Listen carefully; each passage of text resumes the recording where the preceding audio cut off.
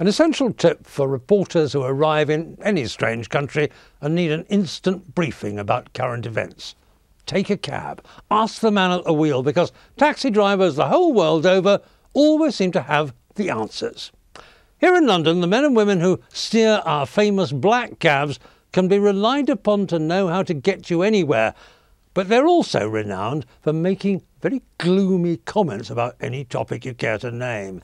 They can bring you up to speed on the state of Britain's economy, complete with an anecdote about what the Governor of the Bank of England said when he was sitting in the back of the cab the other day.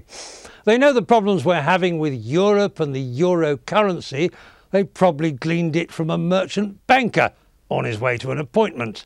They don't trust politicians. Politicians never tip them properly. They are old-fashioned, somewhat right-wing, and almost always incurable pessimists, except when it comes to the subject of Her Majesty the Queen, God bless her. If you ask a London cabbie to predict some really good news, you're very unlikely to hear anything at all about the Olympic Games taking place in London this summer. But your driver will go dewy-eyed about the forthcoming celebrations to mark Queen Elizabeth's Diamond Jubilee. In this sad, uncertain world, the Queen, rather like the cabbie's view of the world, is something solid to rely upon. But be warned.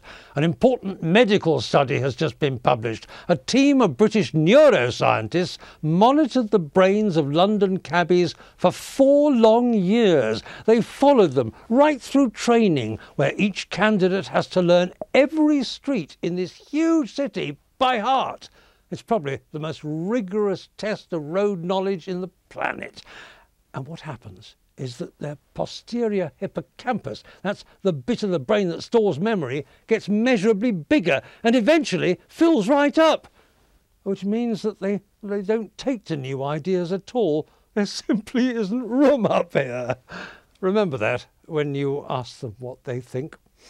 This is Ed Boyle for CBS News in London.